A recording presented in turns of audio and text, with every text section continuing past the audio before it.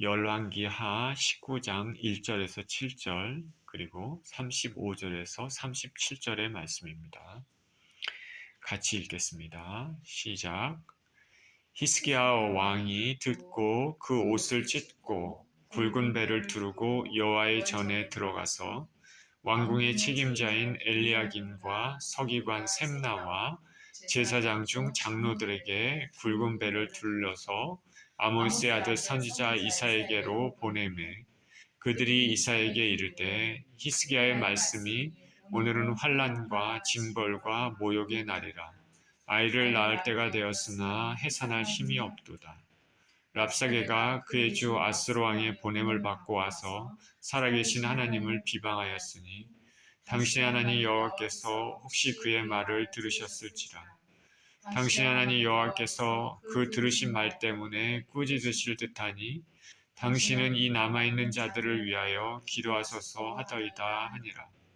이와 같이 히스기야 왕의 신복이 이사야에게 나아가니 이사야가 그들에게 이르되 너희는 너희 주에게 이렇게 말하라. 여호와의 말씀이 너는 아스로 왕의 신복에게 들은 바 나를 모욕하는 말 때문에 두려워하지 말라. 내가 한 영을 그의 속에 두어 그로 소문을 듣고 그의 본국으로 돌아가게 하고 또 그의 본국에서 그에게 칼에 죽게 하리라 하셨느니라 하더라. 이 밤에 여호와의 사자가 나와서 아수르 진영에서 군사 18만 5천 명을 친지라. 아침에 일어나 보니 다 성장이 되었더라. 아스루 왕 사네립이 떠나 돌아가서 니느웨에 거주하더니 그가 그의 신 니스독의 성전에서 경배할 때 아드람멜렉과 사레셀이 그를 칼로 쳐 죽이고 아라랏 땅으로 그들이 도망하며 그 아들 에살 핫돈이 대신하여 왕이 되니라. 아멘. 오늘 열왕기하에 있는 말씀 예루살렘의 구원이라는 제목으로 말씀을 나누겠습니다. 기도합니다. 살아계신 하나님 아버지, 감사와 찬양을 드립니다. 우리를 이렇게 사랑하여 주셔서 죄인된 인생들이 하나님 앞에 나와 예배를 드리게 하여 주신 것에 감사를 드립니다. 오늘 말씀을 통하여서 주님, 주께서 우리를 향한 뜻하신 바들을 생각하는 시간이 되게 하여 주시고 부족한 우리지만 하나님 하늘에서 내려주시는 귀한 은혜를 받기를 간절히 소망합니다. 우리 가운데 말씀 가운데 예배 가운데 긍휼 베풀어 주시옵소서. 감사드리며 우리 주 예수 그리스도 이름으로 기도합니다. 아멘.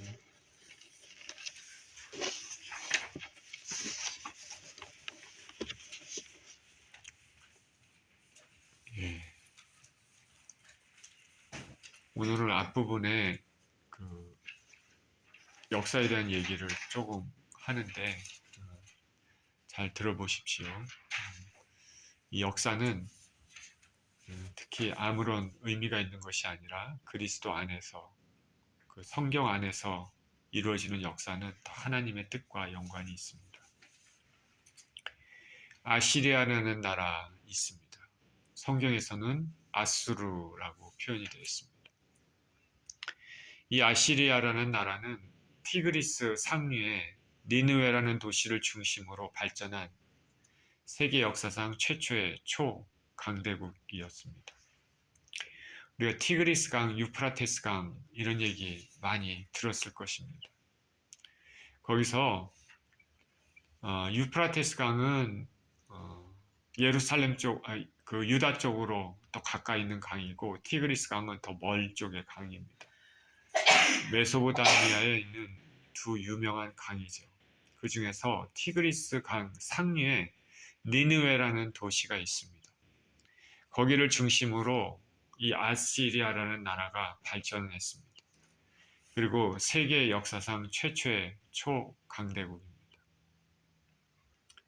처음에 나라가 설립한 이후에 세월이 지나면서 강대하다가 또 약해졌다 이런 것들을 거쳤지만은 우리 북이스라엘의 마지막 때, 그때 그 시기에는 그 위력이 메소포타미아 전 지역에 걸치고 강대한 제국을 이루었습니다. 이 나라의 왕 중에 디글랏 빌레센이라는 왕이 있습니다. 이 왕은 북이스라엘에 그 당시에 북이스라엘에 베가라는 사람이 왕으로 있었는데 그때 호세아라는 사람의 반역을 돕습니다. 그래서 베가를 무너뜨립니다. 베가라는 왕을 물리치고 호세아를 왕으로 세웁니다. 호세아는 이 아수르의 힘에 등에 업고 왕이 됐습니다. 당연히 그 대가로 호세아는 아수르에게 조공을 바치게 됩니다. 북이스라엘은 조공을 바치죠. 당시 남쪽에는 유다가 있습니다. 그 당시에 유다의 왕은 아하스라는 왕입니다. 그 아하스라는 왕도 그 아수르의 힘에 굴복해서 조공을 바칩니다. 북이스라엘도 남유다도 다 아수르에게 조공을 바쳤습니다. 그런 와중에 이 디글랏 빌레셀이라는 왕이 죽습니다. 이 왕이 죽으니까 사람은 생각이 바뀌죠. 조공을 바치다가 호세아가 이제 더 이상 조공을 바치지 않습니다. 그리고 남쪽에 그래도 어느 정도 강대한 애국과 손잡고 반역을 일으킵니다. 아수르에 대항을 하죠. 그러니까 아수르의 디글랏 빌레셀은 이제 죽고 그 뒤를 이은 살만에셀이라는 왕이 있습니다. 괘씸하다 생각하고 군대를 이끌고 북에서 남하에서 북이스라엘을 칩니다. 침략해서 북이스라엘의 전 국토를 거의 점령했습니다. 그리고 남은 것은 사마리아만 남았습니다. 수도가 사마리아였습니다. 마지막 보루가 사마리아입니다. 북이스라엘에. 그 사마리아는 지켜야 되겠다 해서 3년간 필사적으로 저항을 하지만은 결국에는 아수르의 그 힘에 의해서 결국 함락됩니다. 근데 이 시기에 무슨 이유인지 모르지만 그 살만에셀 왕도 사망을 합니다. 그리고 그 뒤를 이어서 사르곤이라는 왕이 아수르의 왕으로 이렇게 즉위를 합니다. 이 사르곤이라는 왕은 이 북이스라엘의 마지막 남은 수도 사마리아도 이제 다 무너졌기 때문에 북이스라엘에 살던 10지파들 있지 않습니까? 10지파들을 사람들을 잡아다가 먼 나라로 강제 이주시킵니다. 먼 땅으로 간 거죠. 이로써 북이스라엘은 역사 속에서 사라집니다. 제가 자주 말씀드렸지만 북이스라엘이 멸망한 이유 성경은 명확히 설명하는데 그것은 하나님을 떠나고 율법을 버렸기 때문입니다. 솔로몬의 아들 르호보암 때 그때 이제 북이스라엘 남유다로 갈라졌는데 그렇게 갈라진 이후로 북이스라엘은 끊임없이 우상 숭배를 해왔습니다. 그 많은 북이스라엘 왕들이 있었지만 선한 왕은 한 사람도 없다. 하나님을 경외하는 왕은 한 사람도 없다. 말합니다. 이렇게 점점 심해지고 우상 숭배로 죄가 점점 깊어지고 넓어지는 북이스라엘. 하나님과의 언약을 스스로 깨버렸습니다. 그래서 결국 하나님의 심판을 받습니다. 하나님은 쭉 지켜보고 있다가 결국에는 이제 그만 어쩔 수 없이 심판을 내리십니다. 나라가 멸망하고 많은 사람이 죽었습니다. 그리고 많은 사람들이 포로로 잡혀가서 먼 나라, 먼 곳에 이방 땅으로 강제에 이송되어 살았습니다. 선민이다, 하나님께서 택하신 민족이다 자부했던 이스라엘 민족이 미래를 알 수 없는 먼 나라로 포로로 잡혀가 살게 되었다는 것은 매우 가슴이 아픕니다. 이 분명한 역사적 사실을 통하여서 우리는 깨달아야 합니다. 우리가 단순히 교회에 오고 간다고 해서 우리가 하나님께 인정받는다 이렇게 생각할 수 있는 것은 아니죠. 과거 러시아가 우리 민족을 우즈베키스탄이나 카자흐스탄 그런 곳에서 강제 이주시킨 그런 곳으로 이주시킨 것이 생각이 나는데 그 얼마나 멉니까? 조선에서 카자흐스탄, 우즈벡 그렇게 멀지는 않지만 이스라엘 민족도 이렇게 먼 나라로 전부 다 강제 이주를 당했습니다. 민족적 서름이 큽니다. 이스라엘은 하나님의 선민이라고 자부했는데 하나님의 심판을 받고 강제 이주를 당했습니다. 하나님은 사랑의 하나님입니다. 하나님은 우리를 사랑하십니다. 그러나 죄에 대해서는 지나치지 않으십니다. 죄에 대해서는 하나님께서는 심판하십니다. 심판하실 수밖에 없으십니다. 공의의 하나님이시기 때문에 그렇습니다. 그러니 우리는 하나님을 경외한다라는 말을 쓰지 않습니까? 두려워하면서 하나님을 사랑해야 된다. 자, 이렇게 북이스라엘은 아수르에서 완전히 멸망하고 열 지파는 다 흩어지고 먼 나라로 강제 이송됐습니다. 그리고 먼 나라 이방 민족 사람들이 북이스라엘에 내려와서 강제 이주당해서 이제 삽니다.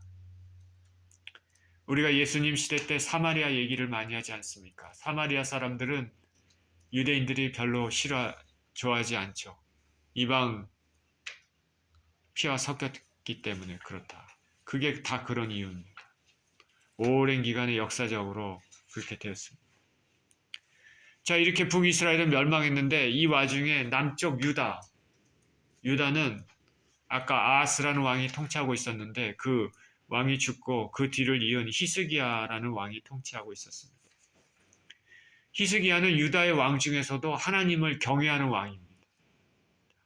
북이스라엘은 모든 왕이 다 하나님을 배반했지만은 남유다에서는 그래도 하나님을 경외하는 왕들이 있었습니다. 그 중에 하나가 히스기야입니다. 북이스라엘이 멸망하는 것을 바로 지켜보면서 하나님을 온전히 섬기고 의지하는 것이 얼마나 중요한지 그는 알았습니다. 그래서 그는 종교개혁을 일으킵니다. 하나님 신앙으로 유다를 굳게 합니다. 아수르란 나라는 너무나 크고 강력했지만 그래서 유다는 그 형제 국가 이스라엘은 이미 멸망하고 남쪽 자기들만 남았지만 정말 풍전등화 같은 유다지만은 하나님을 의지하는 신앙, 이 신앙을 통해서 어떠한 적도 물리칠 수 있는 그 힘을 가진 근거가 되었습니다. 그런데 하나님을 의지하지 않고 믿음이 연약할 때는 아수르의 위협에 시달리기도 했습니다. 이와 같이 남유다는 북이스라엘의 멸망 후에도 약 140년간 유지가 됩니다. 당연히 아수르는 북이스라엘을 삼키고 나서 남유다까지도 삼키려고 하지 않겠습니까? 그래서 히스기야 왕 14년에 아수르 왕 사르곤의 뒤를 이은 아수르의 이제는 또 사네립이라는 왕이 있습니다. 군대를 데리고 유다를 침략합니다. 선대왕 아하스 왕 때는 조공을 바쳤는데 히스기야 때는 조공을 바치지 않았습니다. 사네립은 그 아수르는 워낙 강력하기 때문에 유다의 주요 성읍들을 차례차례 공략해서 점령했습니다. 이에 히스기야는 다급합니다. 자기 나라에 있는 여러 도시들이 차례차례 다 무너지니까 급하게 무너지니까 다급합니다. 그래서 예루살렘만큼은 수도 정복당하지 않겠다는 마음으로 사네림에게 굴복합니다. 그러면서 조공을 바치겠다는 조건부 항복을 합니다. 이 아수르의 기록을 보면 이때 상황에 대해서 이렇게 기록하고 있습니다. 나는 히스기야를 예루살렘의 새장 속에 새처럼 가두었다. 그리고 그의 주위에 참호를 둘렀으며 누구든지 문 밖으로 나오는 자는 처벌했다. 이게 고대 기록에 나와 있습니다. 자, 조공을 바치겠다 하고 조건부 항복을 합니다. 근데 아수르가 요구하는 조공의 양은 상상 이상으로 엄청났습니다. 이 아수르라는 나라는요, 굉장히 사악하고 폭력적이고 뭐 앞뒤 가리지 않는 나라입니다.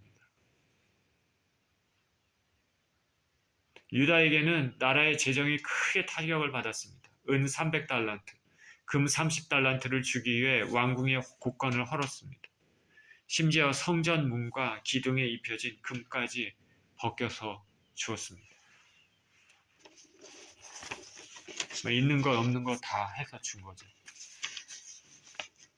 그거를 통해서 예루살렘은 거느리지 말아라. 조공을 바치겠다. 그런 기대를 가지고 그렇게 한 거죠. 근데 잠깐 생각을 해보십시오. 제가 히스기야 왕은 하나님을 경외하는 왕이라고 얘기를 했는데 우리가 신앙의 관점에서 이거를 어떻게 이해를 할 수가 있겠습니까? 이상하다. 유다가 왜 시련을 당했을까? 그러나 성경을 읽어보면 여기 이사야 선지자는 이때 선지자가 이사야 선지자인데 히스기야의 연약함에 대해서 하나님의 징벌로 이 사건을 표현하고 있습니다. 즉 히스기야는 초기에는 종교개혁을 단행하고 하나님 신앙으로 똘똘 뭉쳤던 히스기야도 이 아수르가 유다의 성읍들을 하나하나 차례차례 무너뜨리는 것을 보면서 그만 마음이 약해졌습니다. 초조해졌습니다. 그래서 하나님을 의지하고 신뢰하는 마음을 접었습니다. 굴복했습니다. 그리고 쉽게 손쉽고 현실적인 대안을 찾았습니다.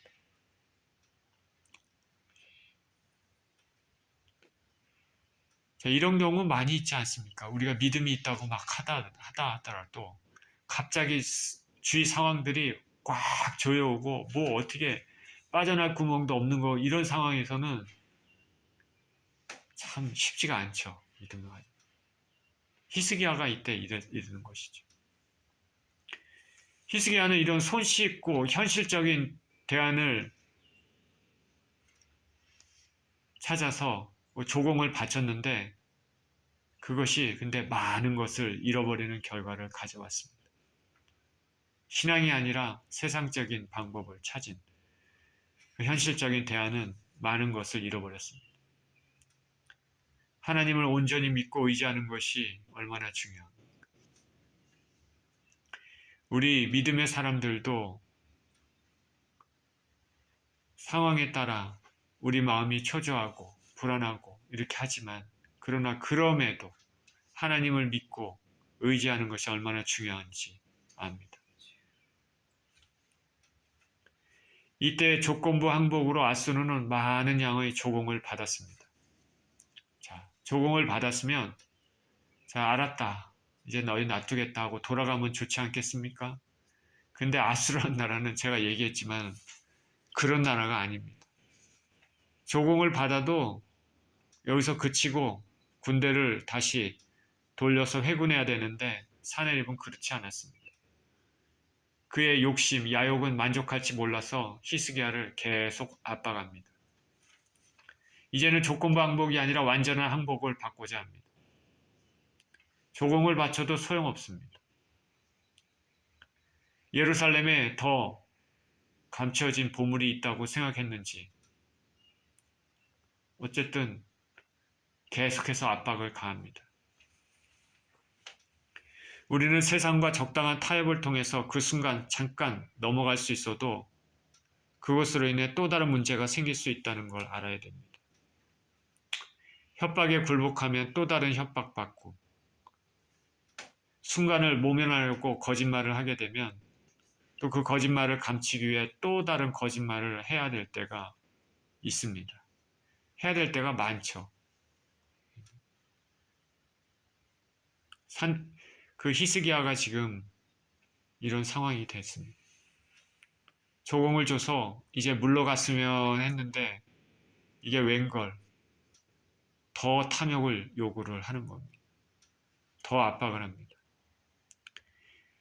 이 아스로 왕 사네립은 점령한 유다의 라기스에서 다르단, 랍사스리, 랍사게라는 이런 지휘관을 대군과 함께 예루살렘에 보내서 히스기야를 압박합니다. 예루살렘 성의 바깥의 윗모수도 곁 세탁자의 밭에서 성을 향해서 랍사게가 얘기를 합니다. 유다 방언으로 얘기합니다. 유다 방언을 알고 있었는지. 이때 유다는 누가 있었냐면 국내 대신 엘리야김, 서기관 셈나, 사관 요아가 이 대신들이 그 아수르의 이 군대 장관들의 말을 듣습니다. 랍사게가 말을 하기를 너희 왕 히스기야에게 말하라. 무슨 힘으로 아수르 왕을 배반하느냐. 너가 애굽을 의뢰하지만 애굽은 상한 갈대 지팡이에 불과하다.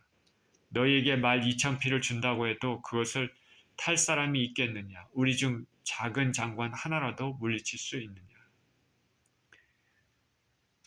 이때 유다가 얼마나 약한지 알 수 있습니다. 말 2,000필, 말 2,000마리를 너희에게 준다고 하더라도 그것을 탈 만한 군사들도 없다. 그러니까 유다가 지금 얼마나 지금 위험한 상황이라는 것을 알 수 있는 거예요. 랍사게가 이런 얘기를 하니까 대신들이 성에서 그 얘기를 가만히 듣다가 대신들이 하는 말이 뭐냐면 야, 우리 유다 백성들이 듣지 못하도록 아람 방언으로만 말해달라고 요청합니다. 전쟁에서 우리 백성들을 듣지 못하도록 다른 얘기로 하라. 다른 나라 말로 하라. 요청합니다. 참 순진하죠. 랍사게는 아랑곳하지 않고 유다 방언으로 계속 얘기합니다. 히스기야가 너희로 여호와를 의지하면 건지실 것이라고 말했지만 열국의 어느 신이 우리의 손에서 건짐을 얻게 하였느냐. 하맛과 아르밧의 신들이 어디 있으며 수발라임과 헤나와 아와의 신들이 어디 있느냐. 그들이 사마리아를 내 손에서 건졌느냐. 하나님을 모독하기까지 이르는. 자, 이 아수르는 도를 넘었습니다. 적당히 해야 되는데 이제 하나님 이름까지 나왔습니다. 하나님까지 모독합니다. 사단은 항상 성도의 약점을 압니다. 그 약점을 들춰내 환난 때 낙담하게 만듭니다. 그래서 하나님을 신뢰하지 못하도록 만듭니다. 히스기야가 너희가 하나님을 의지하면 건진다 얘기했지만 우리가 열국의 많은 나라를 무너뜨릴 때 그 나라의 그 신들이 그 나라를 건졌냐 이거죠. 너희가 하나님을 의지해서 아무 소용없다 이러는 것입니다. 이렇게 얘기하는 것이나 마찬가지입니다. 너희가 기도할 때 하나님께서 언제나 응답하셨냐? 너가 크리스찬이라고 하는데 삶이 왜 이렇게 힘드냐? 그렇게 얘기하는 거하고 마찬가지입니다. 랍사게는 또한 너희가 항복하면 너희 포도와 무화과와 물을 마실 수 있을 것이고 너희를 다른 한 지방으로 옮겨 살게 할 것이라고 회유를 합니다. 너희가 항복하고 나오면 포도와 무화과 그리고 물을 마신다. 그리고 너희를 다른 나라 지방으로 옮길 것이다. 그곳은 너희같이 이렇게 소산이 풍부한 땅이다. 근데 생각해 보십시오. 가나안 땅은 하나님께서 이스라엘 민족에게 주신 약속의 땅입니다. 그 땅을 스스로 떠나라는 말이니까 하나님 신앙에 비춰서 이거는 들을 수가 없는, 받아들일 수 없는 말이죠. 그러면서 계속 얘기하기를 히스기야가 여호와가 너희를 건지실 것이라는 말을 믿지 말라고 재차 말합니다. 사단이 이렇게 말하는 것과 같죠. 너희가 나에게 귀를 기울이면 삶의 공고에서 벗어나서 삶을 즐길 수 있다. 그리고 하나님을 믿으며 승리한다는 말, 그런 말들을 믿지 말라. 그런 것과 똑같습니다. 랍사게가 이렇게 얘기하니까 유다의 대신들과 백성들은 한마디도 대답지 않았습니다. 그들은 분노가 있고 슬픔으로 옷을 찢습니다. 그리고 랍사게의 말을 히스기야의 왕에게 고합니다. 이러한 아수르인의 위협에 대해서 히스기야 왕이 어떤 반응을 보입니까? 그것이 오늘 본문입니다. 1절에 히스기야 왕이 듣고 그 옷을 찢고 굵은 배를 두르고 여호와의 전에 들어가서 왕궁의 책임자인 엘리야김과 서기관 셈나와 제사장 중 장로들에게 굵은 배를 둘러서 아모스의 아들 선지자 이사야에게로 보내매. 랍사게의 말을 전해 들은 히스기야는 옷을 찢었습니다. 구약에서 옷을 찢은다. 이거는 극한 슬픔과 원통함입니다. 그리고 겸손한 겸비함을 나타냅니다. 그리고 굵은 배를 두르고 여호와의 전에 들어갔습니다. 히스기야가 이렇게 한 것은 아수르인이 하나님을 모독했기 때문입니다. 히스기야에게는 포위당한 예루살렘의 상황, 그리고 백성의 고통도 괴롭지만은 무엇보다도 하나님의 이름이 모독을 받는 것에 대해서 견디기가 어려웠습니다. 그는 성전에 들어갔습니다. 처음에는 굴복에서 조공을 바칠 때와 다른 반응입니다. 우리가 힘이 없고 연약할 때, 풍전등화할 때 그 사람의 반응은 그 사람의 신앙을 나타낸다 할 수 있습니다. 어려울 때 어떻게 반응하느냐가 그 사람의 신앙을 나타낸다. 선대왕 아하스, 히스기야 이전에 아버지 아하스는 하나님을 의지하지 않았습니다. 그리고 훨씬 후에 이제 나중에 바벨론에게 유다도 망하지만은 그때 시드기야 왕도 하나님을 의지하지 않았습니다. 그러나 히스기야는 이때 절대절명의 위기에서 하나님을 찾았습니다. 절대절명의 위기에서 하나님을 찾는다. 자, 문제 해결의 빛이 열리는 것이죠. 사람의 신앙은 어려움을 만났을 때 알 수 있는데 어려움 때문에 신세한탄을 하고 불안과 초조로 계속 있는 사람들은 신앙이 없는 사람이고 참 괴롭고 고통스러워도 신호하면서도 끙끙대면서도 그 문제를 하나님께 가져가는 사람은 신앙이 성숙한 사람입니다. 저와 여러분은 어디에 속해 있습니까? 우리가 삶의 고통과 어려움과 사면 초과를 당했을 때 얼마나 괴롭고 고통스러워도 참 끙끙대더라도 그것을 하나님께 가져가야 될 것입니다. 불안하고 초조하고 안절부절하고 정신 못 차리는 것은 신앙인의 자세가 아닙니다. 히스기야는 왕궁의 책임자 엘리야김, 서기관 셈나, 그리고 제사장 중 장로, 즉 제사장들 중 연륜이 있는 사람들에게 배를 둘러서 선지자 이사야에게로 보냅니다. 유다가 망할 때는 제사장들도 타락한 경우가 많았는데 이때는 제사장들이 하나님을 섬기고 왕과 협력했음을 알 수 있습니다. 히스기야는 하나님의 종 선지자 이사야를 통해 하나님의 뜻을 구하고 도움을 구하려고 했습니다. 3절입니다. 그들이 이사야에게 이르되 히스기야의 말씀이 오늘은 환난과 징벌과 모욕의 날이라. 아이를 낳을 때가 되었으나 해산할 힘이 없도다. 랍사게가 그의 주 아수르 왕의 보냄을 받고 와서 살아계신 하나님을 비방하였으니 당신의 하나님 여호와께서 혹시 그의 말을 들으셨을지라. 당신의 하나님 여호와께서 그 들으신 말 때문에 꾸짖으실 듯하니 당신은 이 남아있는 자들을 위하여 기도하소서 하더이다 하니라. 이와 같이 히스기야 왕의 신복이 이사야에게 나아가니. 나라의 이제 대신들이 이사야 선지자에 가서 히스기야 왕의 말을 전합니다. 오늘은 환난과 징벌과 모욕의 날이라. 아이를 해산할 때가 되었지만 낳을 힘이 없다. 여자가 아이를 베고 해산할 때가 됐는데 해산할 힘이 없다. 이 굉장히 심각한 것입니다.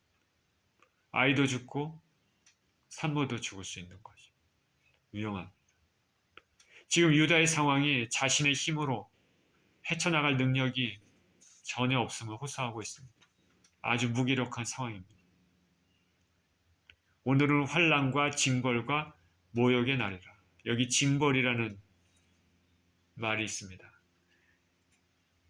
히브리어로 토게하. 이것은 아수르의 침공이 백성의 죄악에 대한 하나님의 징계라고 생각하고 있는 것입니다. 모욕은 뇌하차는 하나님께서 유다 백성을 버리심으로 원수에게 모욕을 당하게 하셨음을 가리킵니다. 자신들의 환난이 자신들의 죄로 인한 것임을 고백하고 있습니다. 우리는 우리 삶에 어려움이 있다면 먼저 우리 안에 무슨 죄 때문인지 살펴보는 것이 신앙인의 모습이고 문제 해결의 시작점이 된다는 것을 알아야 됩니다. 이와 같이 올바른 신앙관, 하나님에 대한 겸손은 대개 하나님의 구원의 약속과 연결이 됩니다. 이들이 말하기를 이사야에게 말합니다. 랍사게가 당신의 하나님을 비방한 말을 들으셨을 것이니 이에 하나님께서 그들을 꾸짖을 듯하니 우리를 위해 기도해 주십시오.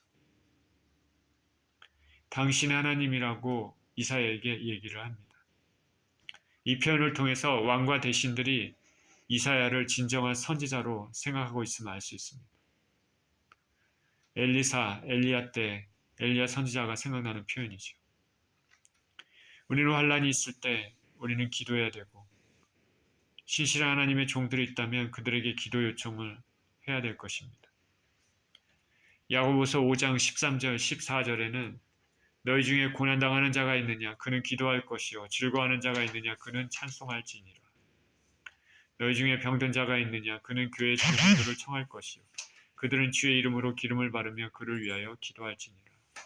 하나님의 방법입니다. 하나님의 법칙입니다. 고난당했을 때 기도하고 주의 종들이 있으면 기도 부탁하고 이게 하나님의 방법입니다. 여기 보면 혹시 그의 말을 들으셨을지라. 이 추측의 말은 자신과 백성들의 죄악은 랍사게의 말대로 심판받아서 마땅하지만 그리할지라도 하나님을 모독하는 랍사게의 말을 들으시고 하나님께서 이 탄원에 응답하시기를 간절히 원하는 의미를 지니고 있습니다. 혹시 그의 말을 들으셨을지라. 우리가 죄 때문에 참 담대하게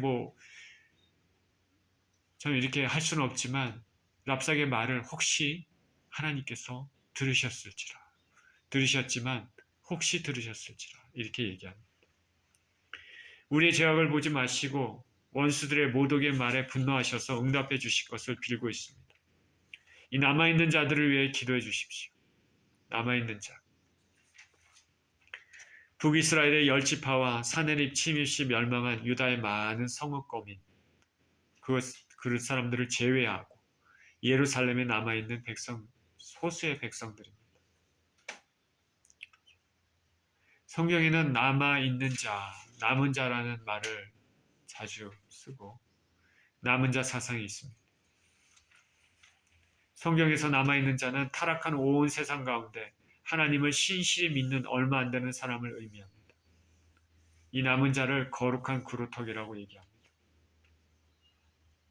지금 이 세상에 남아있는 자들이 있다면 그 속에 저와 여러분이 포함되기를 간절히 원합니다. 이 남은 자들만이 예수님께서 지금 오신다면 들림받을 수 있습니다. 이미 멸망한 북이스라엘의 많은 사람들은 포로로 잡혀서 강제 유죄당했고 남유다는 많은 성읍들이 점령당하고 폐허가 되어 있습니다. 오직 수도 예루살렘에 있는 사람들을 중심으로 소수만 남아 있습니다. 절대절명의 상황입니다. 남아있는 자들을 위하여 기도하소서. 6절입니다. 이사야가 그들에게 이르되 너희는 너희 주에게 이렇게 말하라. 여호와의 말씀이 너는 아수르 왕의 신복에게 들은 바 나를 모욕하는 말 때문에 두려워하지 말라. 내가 한 영을 그의 속에 두어 그로 소문을 듣고 그의 본국으로 돌아가게 하고 또 그의 본국에서 그에게 칼에 죽게 하리라 하셨느니라 하더라. 자기에게 찾아온 대신들에게 이사야 선지자 말합니다. 너희 주에게 이렇게 얘기하라. 히스기야 왕에게 얘기하라는 것이죠. 여호와의 말씀이 너는 아수르 왕의 신복에게 들은 바 나를 모욕하는 말 때문에 두려워하지 말라. 즉 하나님께서는 이사야에게 하나님을 모독한 아수르를 두려워하지 말라고 말씀합니다. 왜냐하면 아수르가 강대한 것도, 아수르가 북이스라엘을 멸망시킨 것도, 그리고 많은 나라들을 멸망시킨 것도, 그리고 이제 남유다를 침공해서 대부분의 도시들을 함락하고 예루살렘을 이제 포위하게 된 그것도, 그 모든 것이 뭐냐면 죄에 대한 하나님의 징벌입니다.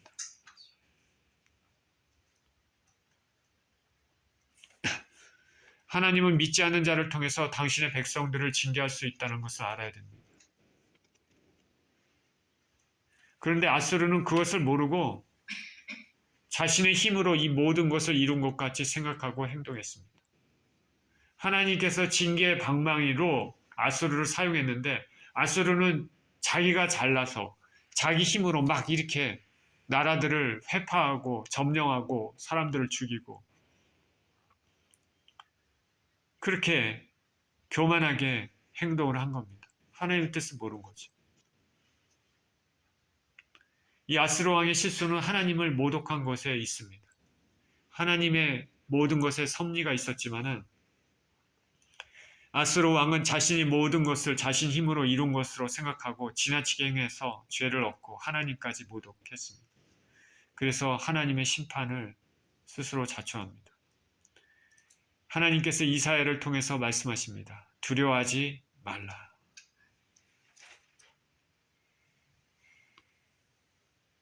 자, 이 두려워하지 말라라는 말은 하나님의 말씀은 쉽지 않은 우리 인생길에서 우리가 정말 듣고 싶어하는 하나님의 음성입니다. 하나님께서 우리 가운데 두려워하지 말라라고 말씀하신다면 우리는 어떠한 환경 가운데서도 승리할 수 있을 것입니다. 하나님께서는 당신의 백성들에게 평강을 약속하실 때 종종 이렇게 말씀하셨습니다. 믿음의 조상 아브라함에게 이상 중에 나타나셨을 때 두려워하지 말라. 이삭이 아비멜렉으로 고난을 당할 때도 두려워하지 말라. 야곱이 요셉이 애굽의 총리로 살아있음을 들었습니다. 자신을 애굽으로 초청했을 때도 두려워하지 말고 내려가라. 그리고 이제 가나안 전쟁을 정복 전쟁을 수행해야 되는 가나안 입성 바로 앞에 있는 여호수아에게 두려워하지 말라. 힘을 주실 때 말씀하셨습니다. 신약에서 우리 주 예수 그리스도께서 고통 가운데 있는 인생들을 위로하실 때도 말씀하셨습니다. 제자들이 갈릴리 호수에서 배를 젓다가 바람에 의해서 풍랑에 일어서 두려운 가운데 있을 때 주님께서 나타나십니다. 안심하니 내니 두려워하지 말라. 바울이 배를 타고 로마로 가는 길에 풍랑에 만나 배가 파선 위기에 있을 때 주님이 말씀하십니다. 두려워하지 말라. 사도 요한이 반모섬에서 예수님 광채를 보고 두려움 느꼈을 때 주님 말씀하십니다. 두려워하지 말라.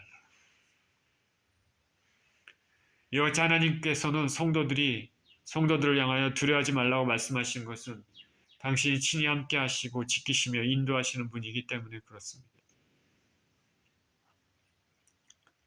성경은 디모데후서 1장 7절에 말합니다. 하나님께서 성도에게 주신 것은 두려워하는 마음이 아니요 오직 능력과 사랑과 근신하는 마음이니. 만약에 우리가 두려운 마음이 우리 마음 가운데 든다면 그것은 하나님이 주신 마음이 아님을 알아야 되고 예수 이름으로 쫓아내야 됩니다. 주께서 주시는 마음은 평강의 마음입니다.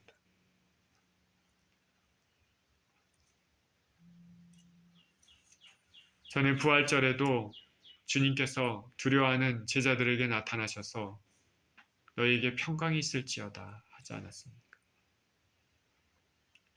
삶의 위기 앞에서 여러분들 주님 앞에 무릎을 꿇었을 때 주께서 주시는 평강의 마음을 경험한 적이 있습니까? 하나님께서는 먼저 두려워하지 말라고 말씀하시면서 내가 아스로 왕에게 한 영을 두어서 그가 그것을 듣고 본국으로 돌아가게 할 것이다. 그는 거기서 칼에 죽을 것이다 말씀하십니다. 여기서 한 영이 무엇인지 모르지만 아마도 두려운 마음이나 겁 많은 영일 것으로 학자들은 추측합니다. 아스로 왕 마음에 공포심을 불러일으켜서 그가 철군하게 할 것이라는 것입니다. 그리고 그의 운명은 고국에서 칼에 맞아 죽는 것이라고 말합니다.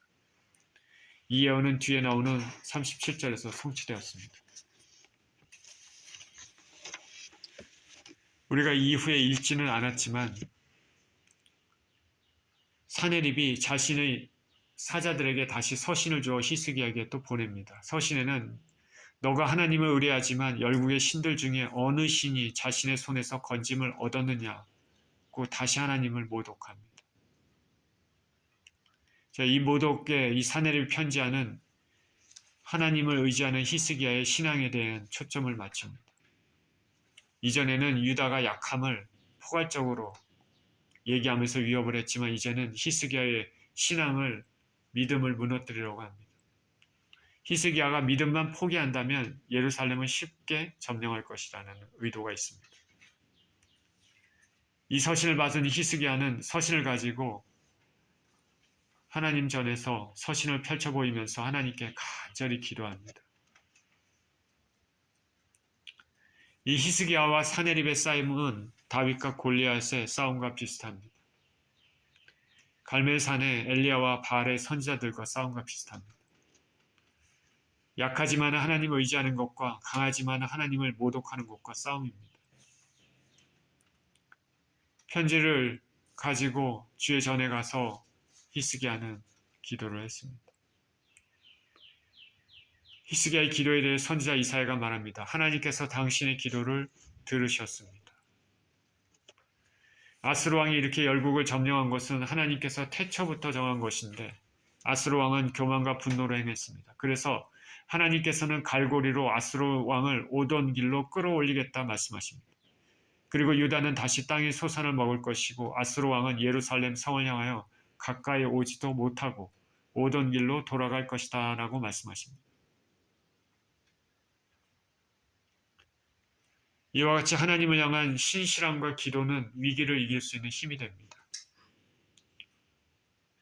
기도 굉장히 중요합니다. 히스기야는 힘이 없고 무엇을 할 수 있는 여력 자원도 하나도 없지만 오직 하나님을 의지해서 기도했습니다. 자신은 약하지만 하나님은 강하고 자신은 못하지만 하나님은 무엇이든지 하실 수 있는 분임을 고백했습니다. 성전에서 기도했습니다. 자신의 의가 아니라 하나님 이름이 모독을 받지 않기를 위하여 일이 이루시기를 간절히 기도했습니다. 이런 그림들이 이렇게 보여주시는지 모르겠습니다.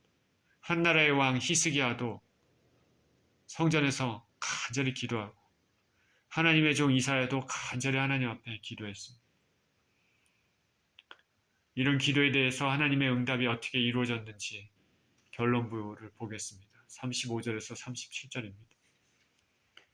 이 밤에 여호와의 사자가 나와서 아수르 진영에서 군사 18만 5천 명을 친지라. 아침에 일찍 일어나 보니 다 송장이 되었더라. 아수르 왕 사네립이 떠나 돌아가서 니느웨에 거주하더니 그가 그의 신 리스독의 신전에서 경배할 때 아드람멜락과 사레셀이 그를 칼로 쳐 죽이고 아라랏 땅으로 그들이 도망하며 그 아들 에살 핫돈이 대신하여 왕이 되니라. 자, 그 밤에 기도했는데 그 밤에 여호와의 사자가 나와서 아수르 진영을 쳤다. 아침에 봤더니 18만 5천이 다 죽었다. 자, 18만 5천이 다 죽었습니다. 하나님이 한 게 하신 거죠. 인간이 밤새 어떻게 할 수 있겠습니까? 18만 5천이라는 숫자를 통해서 당시 아수르의 침공 규모를 대략적으로 짐작할 수 있지만 하룻밤 사이에 하나님의 사자가 치니까 다 송장이 됐습니다. 여호와의 사자, Angel of the Lord. 성경에 종종 등장합니다. 이스라엘이 출애굽 시에 애굽의 장자를 친 것, 여호와의 사자입니다. 다윗이 하나님 앞에 죄를 지어 인구조사 때 이스라엘의 온역을 내렸던 것도 여호와의 사자입니다. 이제 이 여호와의 사자는 앗수르를 징벌하시기 위해 하나님께서 보낸 것입니다. 세상은 보이는 것을 의지하지만 하나님을 믿는 사람들은 보이지 않는 하나님을 의지해야 됩니다. 그러면 하나님께서 보이는 역사를 이루실 것입니다. 하룻밤 사이에 18만 5천이 다 죽었다. 참 이게 어떻게 설명을 해야 될까? 성경에는 뭐 어떻게 죽었다 이런 얘기 없죠. 그냥 하루아침에 죽었다. 여러 가지 추측이 있는데 역병이나 광야의 무슨 돌풍이나 혹은 아수르를 막기 위해서 구스왕 디르하가가 기습했다. 뭐 여러 추측이 있습니다. 그러나 추측입니다. 성경은 분명히 하나님의 초자연적인 개입으로 인한 결과임을 말하고 있습니다. 고대의 역사학자, 고대에 살았던 역사학자 헤로도투스, 그리고 요세푸스 이런 사람들은 사내립이 분명히 어떤 극심한 재난을 당했을 것이다 이렇게 얘기를 합니다. 하나님이 주신 어떤 재난이 있을 것이다. 하나님은 하나님을 의지한 자에게 이러한 승리를 가져다 주셨습니다. 당신의 백성을 보호하시기 위해서 이런 초자연적인 일을 행하신 하나님을 찬양합니다. 사내림은 얼굴이 뜨뜻해졌습니다. 수치심을 느낀 것이죠. 그리고 고향 고국 니느웨로 돌아갔습니다. 그리고 그의 신 리스독의 성전에서 경배할 때 그의 아들 아드람멜렉과 사레셀이 그를 칼로 죽였습니다. 그의 아들이 자신을 죽인 거죠. 후계자 문제로 불만이 있었던 것으로 추측이 되는데 자기 아들에게 암살당하는 비극을 겪습니다. 이에 그의 또 다른 아들 에살핫돈이 왕을 잇게 됩니다. 자 보십시오. 히스기야는 하나님 전에서 경배할 때 구원을 얻었습니다. 사내립은 우상의 전에서 경배할 때 살해를 당했습니다. 하나님을 모독한 사람의 최후는 이와 같습니다. 오늘 말씀을 통해 우리가 깨달아야 될 것이 뭘까? 위기가 닥쳤을 때 우리는 하나님을 찾아야 된다. 그리고 우리 자신의 죄를 돌아봐야 된다. 죄를 회개하고 겸손한 마음으로 하나님을 바라봅시다.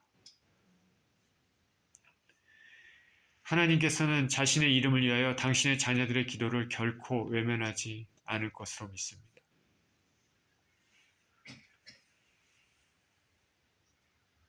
자녀들의 기도를 결코 외면하지 않으십니다. 히스기야는 주의 전에서 하나님께 모든 것을 기도로 아뢰습니다. 기도하는 우리가 되었으면 좋겠습니다. 삶의 위기가 닥칠 때 두려워하는 것은 하나님이 주시는 마음이 아닙니다. 삶의 모든 순간에 주님이 주시는 평강이 저와 여러분을 주관하시도록 하나님을 의지하고 기도에 힘쓰는 삶을 사시는 저와 여러분 모두 되시기를 예수 그리스도 이름으로 축원드립니다. 기도합니다. 하나님 우리 아버지,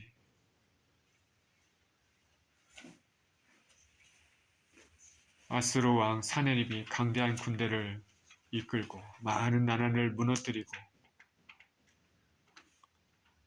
북이스라엘도 이제 남유다도 예루살렘만 남아있는 그런 상황까지 몰린 상황에서 이제 예루살렘까지도 압박한 그런 상황에서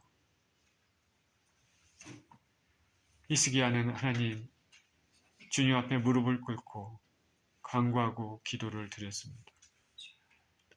절대절명의 상황에서 의지할 수 있는 분은 하나님밖에 없음을 그는 알고 주 예수 아버지 하나님의 이름이 모독을 받지 않기 위하여 하나님 앞에 기도하고 또 자신들을 살펴보고 자신들의 죄를 회개하고 하나님의 은혜를 간구했습니다.